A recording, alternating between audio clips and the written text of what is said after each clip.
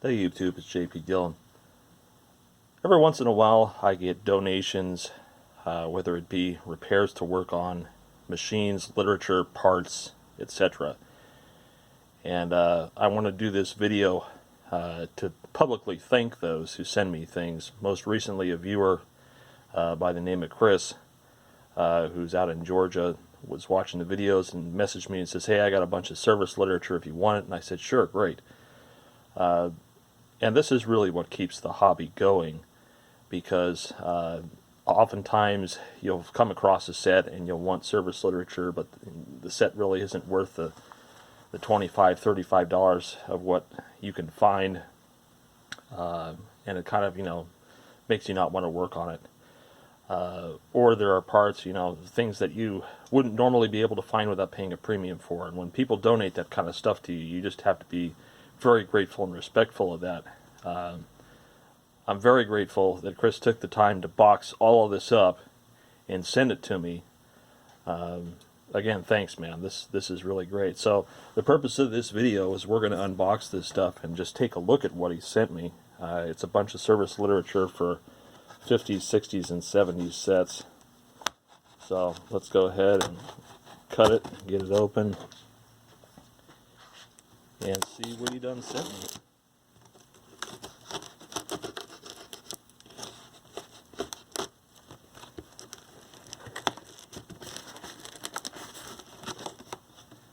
I think it's time to get some new blades for this, because this is awfully dull.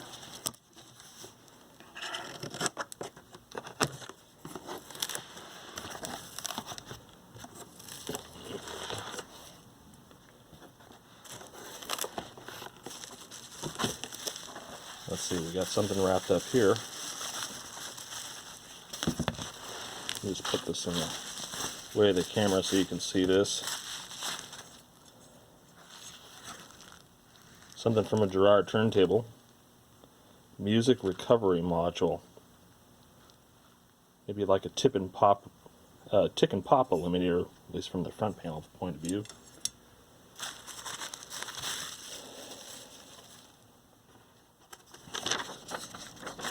Some note from Chris. It's an old ECG catalog. Jordan, here is an old ECG catalog, may come in handy. Cigar box is used to take up spare space. I don't smoke. Also sent tape reel schematics on bottom. Here's a Girard faceplate, may come in handy one day. TV schematics in there too. Merry Christmas. Keep up the cool TV. Restorers would like to see a 1950s restore. Merry Christmas, Happy New Year. Thank you, Chris. So there's the cigar box, take up space. Might put that back together and just kind of put it on my desk. It's kind of cool looking. Now, let me just take some of this stuff out the box and we'll put it all on the table so we can take a look at it. So that way the box isn't in the total way of everything.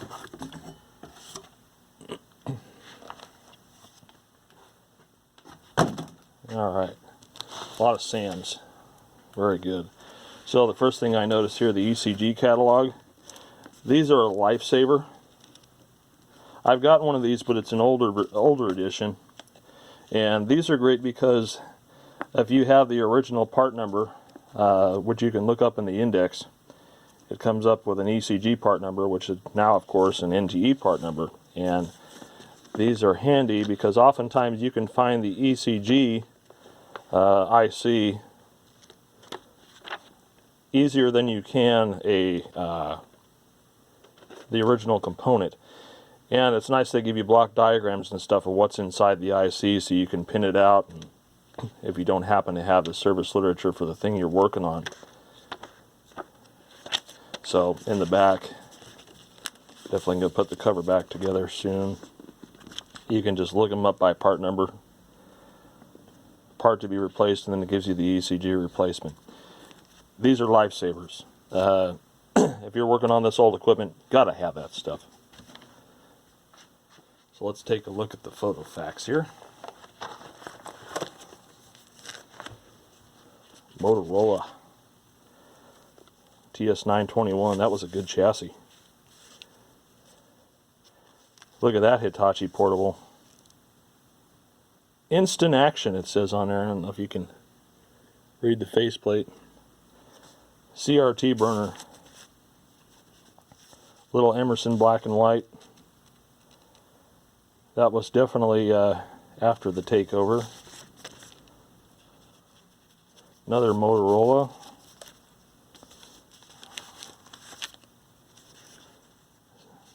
Schematic diagram courtesy of Sears Roebuck and Company. Silvertone something or other. Sam's bulletins.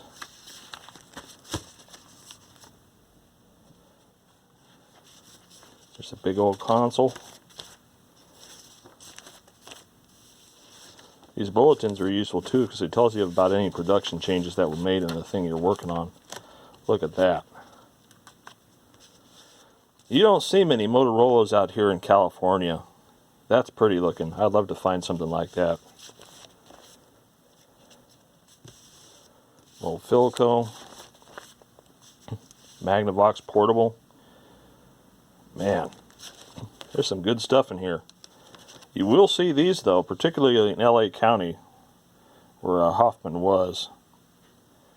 Used to see a lot of the Easy Vision stuff down here. It's all kind of drying up now. San Diego's become a bed of repurposers and cat hotels and things. I saw one of these on Craigslist for $40, but it got snatched up before I could get it. Firestone. Very cool stuff. That looks like a Stetchel Carlson. Nope, it's an Olympic. There's an Admiral. These things are going for major money with the whole MCM craze now, these portables. This is a rare thing. I've never seen one of these in person. Helicrafters. General Electric. Stack's getting kind of thick. Oh yeah. Andrea set. That's rare. Wells Gardner. They made lots of sets for Montgomery Wards, and you don't really see them with their own badging. I wonder if they had stores or whatnot. Another Motorola. Lots of Moto stuff in here. They made some cool looking sets. Magnavox.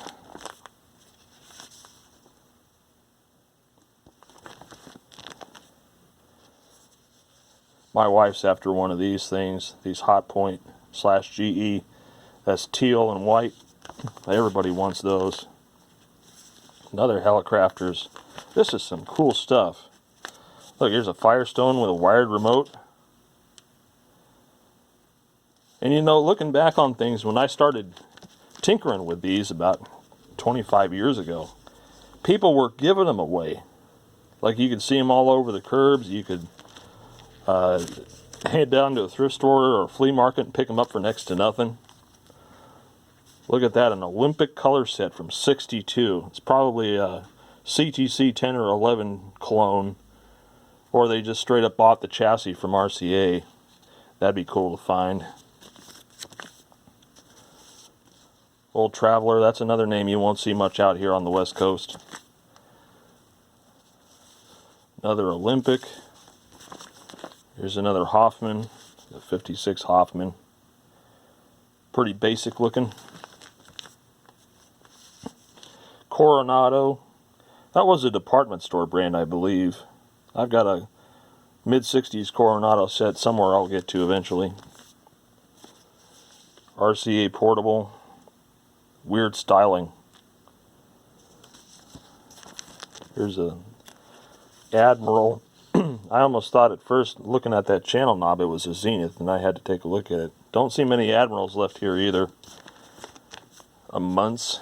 Madman Muntz. Used to build TVs on principles of simplicity.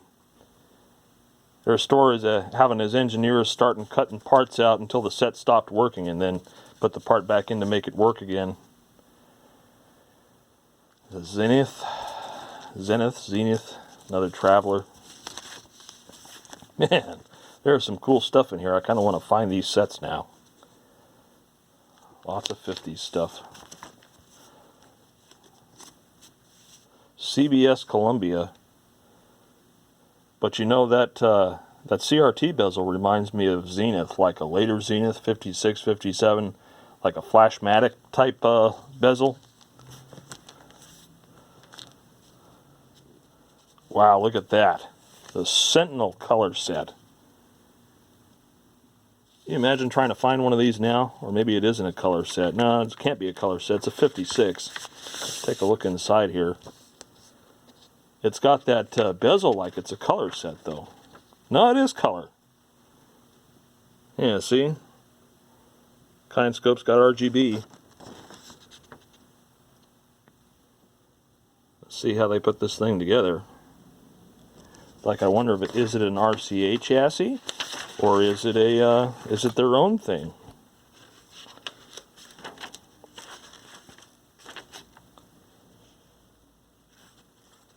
Come on, quit moving. Trying to see if I can get any chassis pictures of this thing. See what it looks like. There we go. Let's pull this. Yeah, that's not RCA. That's hell, that could be their own thing.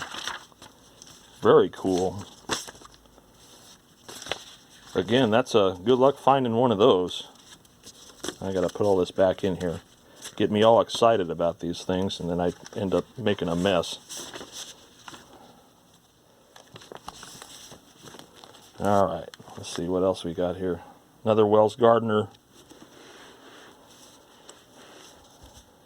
Yeah, don't see these much. I'm just gonna put them out of order here. It doesn't matter to me. Let's see, GE. Got another Helicrafters.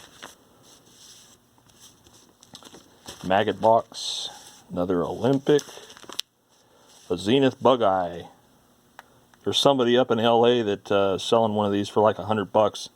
If you make the $100 donation to St. Jude, they'll give you this set. Stechel Carlson. Probably has the famous unitized chassis in it. This was a great idea. These modules that you could just yank out and service outside the set. So if we look up in here, we can see that those modules can be removed. There's just 2 screws they pull out. It's a great idea. They had that on a lot of their portables too. It was a really, really good idea. Yeah, let's see here. Firestone. Admiral. That's kind of an ugly looking plain Jane set.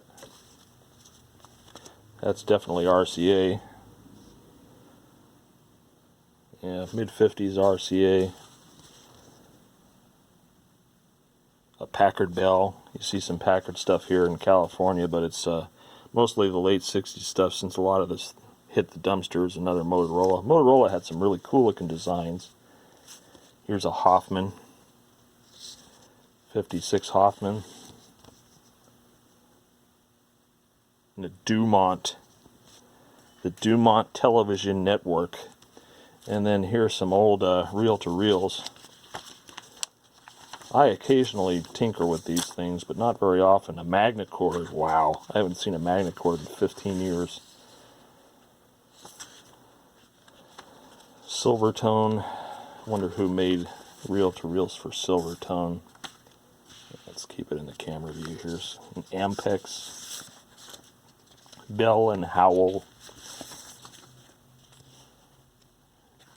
Duquesne.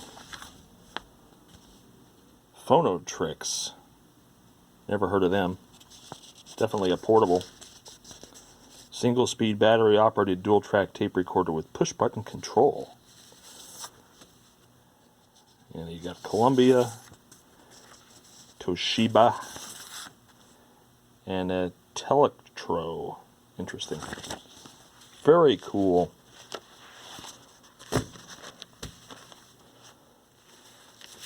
So, yeah, this is absolutely awesome. I love stuff like this. And this will definitely help me in keeping a lot of these older things alive. Kind of want to find some of these sets now. It's really cool. And I got music recovery module. Almost kind of want to like tack that up on the wall or something. It's just kind of neat. And definitely fix the cigar box. So again, thank you, Chris. Very cool. I will definitely get some use out of these things. And if I have in my vast collection of things portable from the 50s or something like that, then maybe we can do a video on a 50s set in the future, although I don't recognize any of the ones in the stack as one of the ones that I have. I think I've got an RCA, the late 50s RCA. I've also got a late 50s Emerson, but they're both portables and they're both a nightmare to work on. And there's a lot of other stuff I got to get to in front of it because everything's kind of buried in storage right now. But anyways, very grateful for this gift. Again, thank you very much. And hope you guys enjoyed watching the unboxing. And there's going to be more stuff coming down the turnpike. Probably not in the near future, because holidays, such as they are, going to be trying to do holiday stuff with family in whatever way that we can. So, yeah. Thanks for watching, guys. More stuff to come in the future.